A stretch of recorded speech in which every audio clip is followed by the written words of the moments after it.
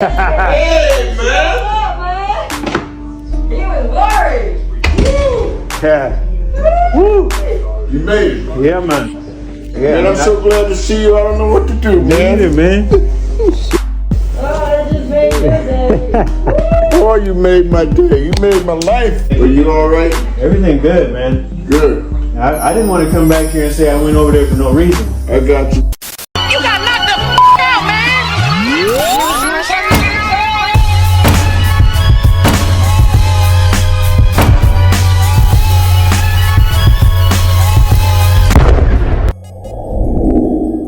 What's going on, y'all? What it is. So let's go ahead and slide on this topic. And before I get started, I would just like to point out what a beautiful moment that was between John Amos and his son KC. His son had just arrived to the hospital where John Amos is recovering in Memphis, and you could just see that he was filled with joy just to see his son walk through the door. It was just a touching moment, and I just love to see it.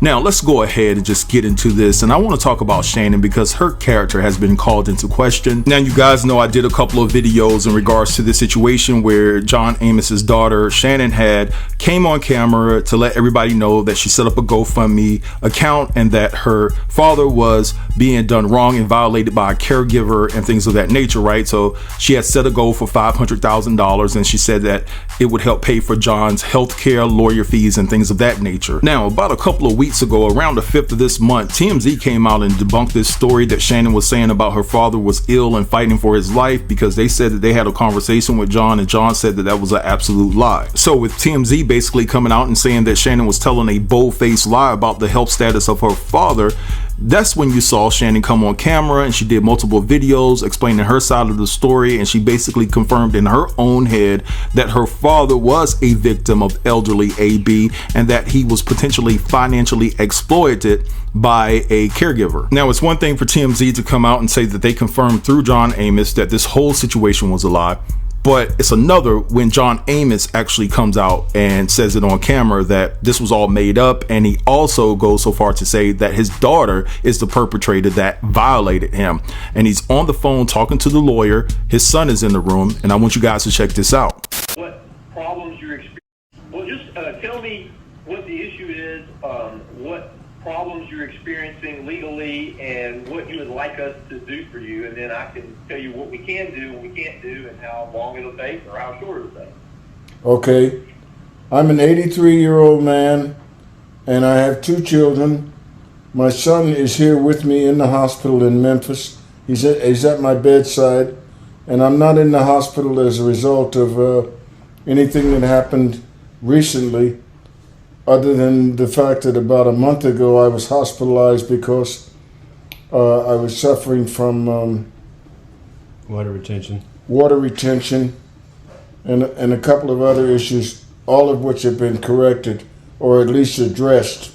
I'm very capable and I'm very confident in the doctors that I have here and the medical staff that my son has assembled around me, so I feel really good about that.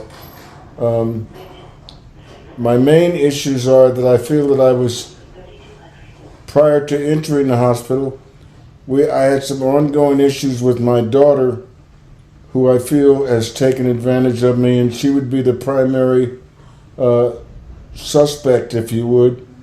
I don't know if that's the right term to use or not, but she's the one that I would attribute my elderly abuse to, and it's definitely a case of elderly abuse because, as I said.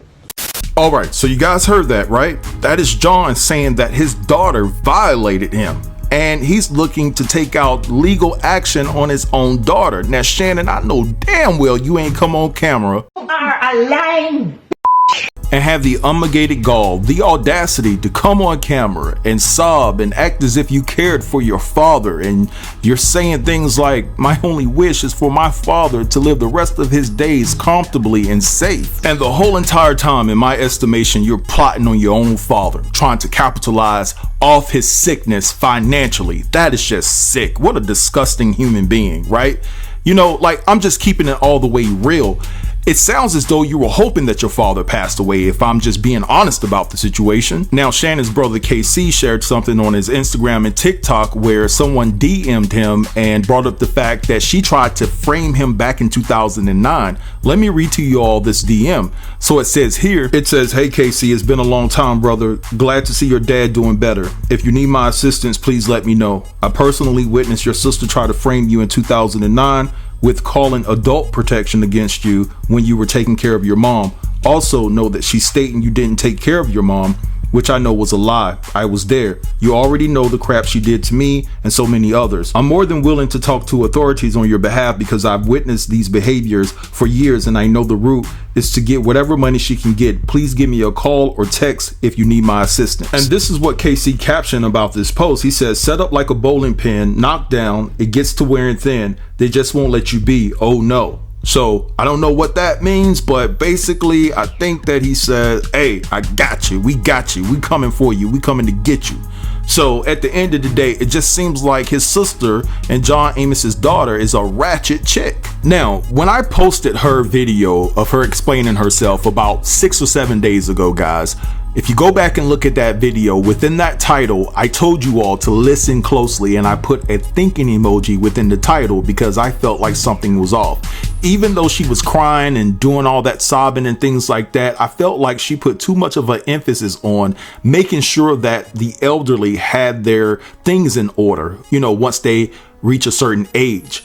And that kind of threw me off because I'm thinking to myself, like, you're supposed to be in Memphis there for your father, and you're talking about the fact that his things may not be in order, or his things may or may not be in order. And I just felt weird about that. And all the while, you're trying to get your things in order and trying to capitalize off your father financially. And you were banking off the fact that this could be the end for your father because you kept saying, if he makes it out of the hospital, if he makes it out of the hospital, and come to find out he did have water retention, but it wasn't to the magnitude that doctors were expecting him to pass away. You made it seem that way. And you have to take into account that back in 2017, she quit her job to travel the world, and she's been living primarily overseas, jumping from one country to another, soaking up different cultures and things of that nature. So her money is probably looking funny at this particular point in time. And I personally think that this is just egregious and low vibrational and deplorable behavior and everything else that fits in that category that is being displayed by Shannon to try to take advantage of her sickly father. You know, we understand that he's 83 years old. He doesn't have that much longer with us. And granted, she understands that too. So what's her mindset? To get what she can before he passes away. And so I don't know if he didn't leave her in the will. I don't know the financial stability of John Amos, but it just seems as though, like that person said that sent KC Amos a DM, that we know how she operates. She's trying to get every dime that she can get. But anyway, I'm going to draw the line here. I want you guys to drop down in the comments and give me your thoughts and assessments on this idiotic behavior. Don't forget to like, comment, share, and subscribe. And until next time, peace.